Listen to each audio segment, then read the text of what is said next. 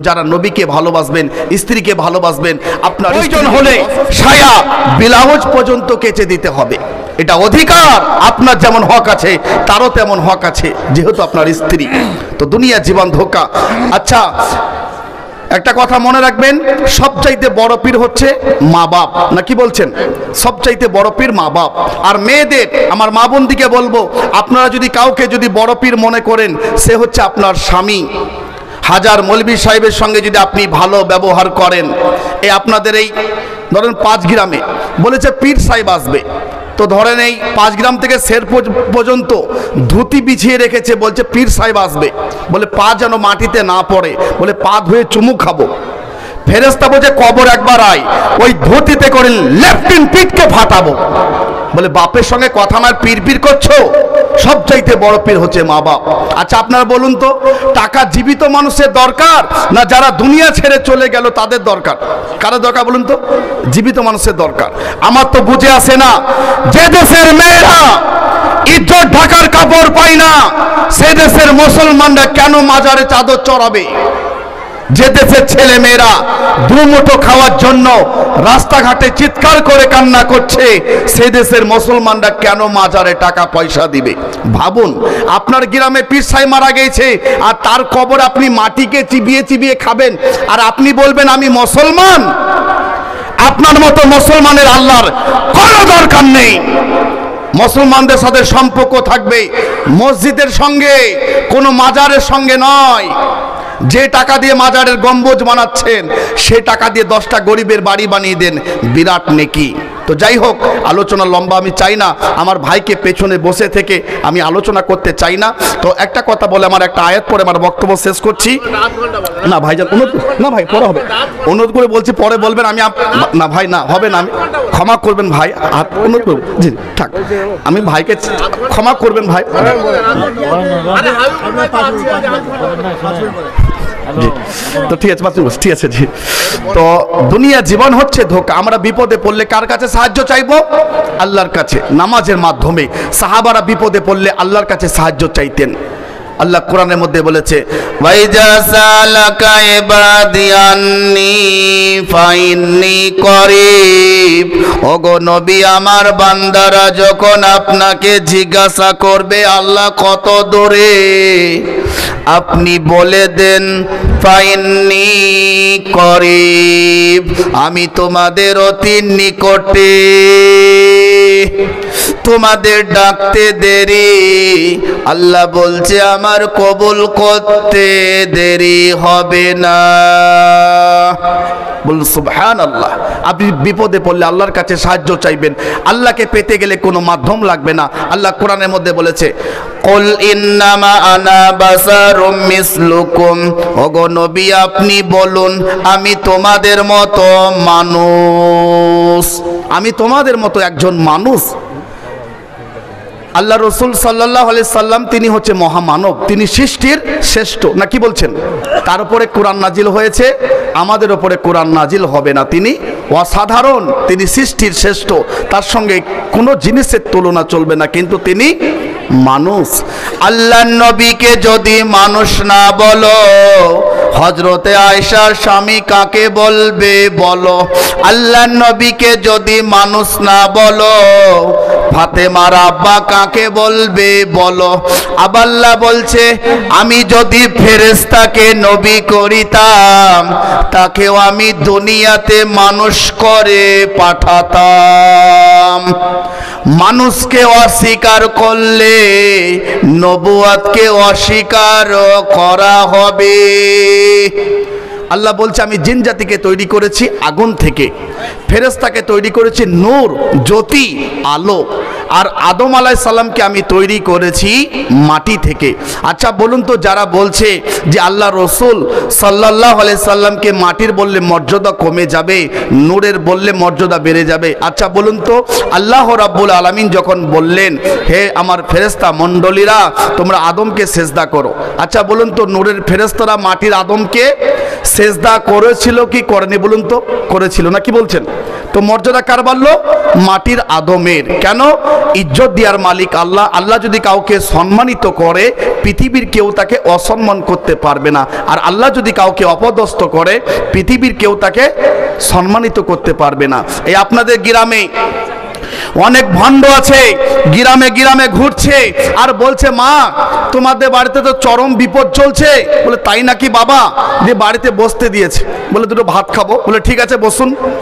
ভাত রান্না করছে বুঝলেন। আর সেই বাবা, সে পীর সাহেব হঠাৎ করে বলছে হ্যাঁ।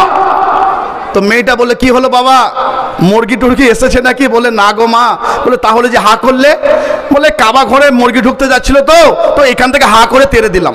তো মেয়েটা তো ইমানদার, মেয়েটা বললে বাবাকে একটু পরীক্ষা করলে হয় না?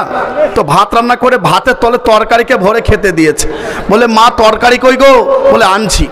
কি আনছি আর বলেনি বুঝলেন, সেই মুড়ো ঝাঁটা যেটা আমার খালারা বুঝলেন এই গোহাল ঝাঁট দেয় বুঝলেন, ওই ঝাঁটা এনে যখন 2-3 বারই যখন কষে দিয়েছে, তখন বলছে মা মারছো কেন গো? বলে বাবা এখান থেকে কাবার মুরগি তাড়াচ্ছ আর ভাতের ভিতরে তরকারি, এটা দেখতে পাচ্ছ না? এরা সমাজকে ধোঁকা দিচ্ছে, এদের ধোঁকার মধ্যে পড়বেন না। তো গায়েবের খবর আল্লাহ ছাড়া পৃথিবীর কেউ জানে না। সূরা আরাফ আয়াত নাম্বার 188 আল্লাহ বলেছে, ওয়ালাউ কুনতু আলামুল গায়বা লাস্তাগফারতু মিনাল খায়র ওয়া মা মাসানিয়াস সু।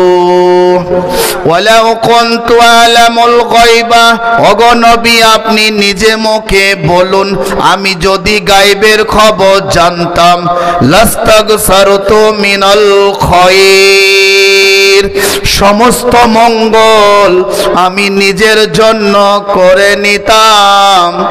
ওয়ামা মাসানিয়াস সু, আমাকে একটা অমঙ্গল কোনদিন স্পর্শ করতে পারত না। আল্লাহ রসুল সাল্লাল্লাহু আলাইহি সাল্লাম বলছে, আমি যদি গায়েবের খবর জানতাম, সমস্ত মঙ্গল আমি নিজের জন্য করে নিতাম। তাই আল্লাহ রসুল সাল্লাল্লাহু আলাইহি সাল্লামকে যতগুলো কথা আল্লাহ জানিয়েছিলেন, আল্লাহ নবী ততগুলো কথা জানতেন, নিজের ইচ্ছায় কিছু জানতেন না। তো মা বোন আপনাদের যাদের খাওয়া হয়ে গেছে আপনারা বসুন, এবং আমার যে সমস্ত ভাইরা আপনাদের খাওয়া হয়ে গেছে আপনারা বেকার রাস্তাঘাটে বসে থাকবেন না, অনেক রাত হয়ে গেছে, আপনারা একটু বসুন। আমার হাবিবুল্লাহ ভাই তিনি কিভাবে ইসলাম কবুল করেছে তার জীবনী শুনবেন। অনেক সুন্দর সুন্দর সাহাবাদের জীবনী এবং তার ইসলাম কিভাবে এলেন, আল্লাহ রাব্বুল আলামিন কিভাবে ভাইকে হিদায়াত দিলেন, তার মুখ থেকে অনেক মূল্যবান কথা শুনবেন। এবং এখান থেকে শেষ দোয়া নিয়ে আমরা এখান থেকে ফিরব। একটা কথা বলে আমার বক্তব্য শেষ করছি। আল্লাহর নিদর্শন আমরা চিন্তা করি না, কেন নামাজ পড়ি না? আল্লাহ বলছে আমার নিদর্শন আমি গোটা পৃথিবীর মানুষকে দেখিয়েছি। এটা বলে 2-3 মিনিট লাগবে। আল্লাহ বলছে আমার নিদর্শন আমি গোটা বিশ্বের মানুষকে দেখিয়েছি। কি নিদর্শন? আল্লাহ বলছে আমি বিনা বাপে হযরতে ঈসাকে নবী করে পাঠিয়েছি। মারিয়ামকে যখন বললাম মারিয়াম তোমার গর্ভে আমি ঈসা নবীকে পাঠাতে চাই, মারিয়াম বলল ওগো আল্লাহ আমার কিভাবে বাচ্চা হবে? আমি তো ব্যভিচারিণী নয়, আমাকে তো কোনো পুরুষ স্পর্শ করেনি, আমার কিভাবে বাচ্চা হবে? আল্লাহ বললে আমার নিদর্শন আমি গোটা বিশ্বের মানুষকে দেখাতে চাই, আমি আমার নিদর্শন গোটা বিশ্বের মানুষকে দেখাতে চাই। যখন মারিয়ামের পেটে যখন বাচ্চা এলো, গ্রামের লোক বলতে লাগলো মারিয়াম তোমার আব্বা তো ভালো লোকও ছিল, তোমার মা তো ভালো লোকও ছিল, তুমি এমন নোংরা কাজ করেছো, গ্রাম থেকে বেরিয়ে যাও। মারিয়ামকে যখন গ্রাম থেকে বের করে দেয়া হলো, আল্লাহ বললে মারিয়াম তুমি খেজুরের গাছে বসবে, খেজুরের ডাল লড়াবে, খেজুর ফেলার দায়িত্ব আমার। তারপরে যখন ঈসা আলাইহিস সালাম যখন ভূমিষ্ঠ হলো, আল্লাহ বললে মারিয়াম তুমি গ্রামেতে ফিরে যাও। মারিয়াম বলল, ওগো আল্লাহ, আমি গ্রামে কি জবদারি করব? এলাকার মানুষ যখন বলবে এই বাচ্চাটার আব্বাকে পরিচয় দাও, তখন আমি কি বলবো? আল্লাহ বললে, মারিয়াম, তুমি কথা বলবে না, ওই বাচ্চাটার দিকে ইঙ্গিত করবে, আমার ঈসা আলাইহিস সালাম কথা বলবে। মারিয়াম যখন গ্রামেতে ফিরলো, গ্রামের মানুষ বলতে লাগলো, মারিয়াম, এই বাচ্চাটার আব্বাকে পরিচয় দাও। মারিয়াম বললে, আমি কিছু জানি না, আমি কিছু জানি না, ওই কোলের বাচ্চাটাকে জিজ্ঞাসা করো। এলাকার মানুষ বলতে লাগলো, মারিয়াম পাগল হয়ে গেছে, এই কোলের বাচ্চা কি বলবে? তখন আল্লাহর তরফ থেকে কোলের বাচ্চা বলে ফেললো, ক্বালা ইন্নী আব্দুল্লাহ, আমি হচ্ছি আল্লাহর বান্দা, আতানিয়াল কিতাব, আমাকে আল্লাহ কিতাব দিয়ে পাঠিয়েছে, ওয়াজালানি নবিয়্যা, আমাকে আল্লাহ নবী করে পাঠিয়েছে। বলুন সুবহানাল্লাহ। কেন নামাজ পড়বেন না? তো যাই হোক, আমরা 5 ওয়াক্ত নামাজ পড়বো। রমজান মাস, কিছু কালকে হয়তো তারাবি হবে ইনশাআল্লাহ। তো আমরা রমজান মাসে রোজা রাখবো। কেননা কেউ যদি ইচ্ছাকৃত, যদি রমজান মাসে একটা রোজা যদি ছেড়ে দিল ইচ্ছাকৃত, সারা জীবন রোজা রেখে তার সমতুল্য হবে না। এবং রমজান মাস পাওয়ার পর যারা অবহেলায় কাটিয়ে দিল, ওই ব্যক্তি ধ্বংস হয়ে গেল। কেন? যে নিজের পাপকে মানে ক্ষমা করতে পারলো না, ক্ষমা চাইতে পারলো না আল্লাহর কাছে। তো যাই হোক, ও সম্পর্কে আর বলতে যাব না, অনেক বলে